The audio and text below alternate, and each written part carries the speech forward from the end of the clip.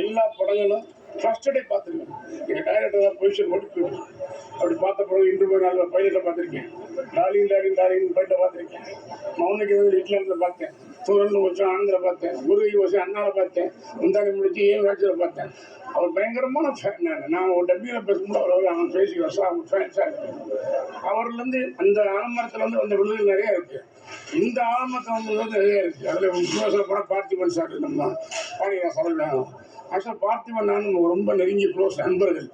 நான் டைரக்ஷன் பண்ணும்போது மண்ணுக்கத்து பொண்ணு டைரக்ஷன் பண்ணும்போது அசோசியேட் பார்த்திபன் தான். பார்த்திபா என் கூட அசோசியேட் பண்ணு அப்புறம் டைரக்ஷன் முடியாதுன்னு சொன்னேன். கிளம்பி வரப்போது வர முடியல. நான் ஏன் கேட்டேன். பாக்கியராஜர் கூப்பிட்றாரு கேட்கிறேன். ஐயோ அவர் ரசிகர் நான். நீ அவர்கிட்ட போய் வேலை செய்யணும் பார்த்திபன் சார். நான் மண்ணுக்கத்தை வந்து வேலை அசோசியேட் வச்சேன். அது மாதிரி அவருடைய நிறைய இது வந்து என்ன சொல்றது தெரியல. மிகப்பெரிய இன்னைக்கு ஏகப்பட்ட படைப்பாளிகள் இந்த நிமிடம் வந்துட்டாங்க.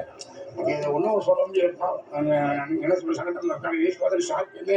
ஒரு பொருளாதாரம் இருந்து ஒரு காஞ்சல கூட ஆகலையே. அப்போ எந்த அளவுக்கு ஒரு மன உடச்சு பாரத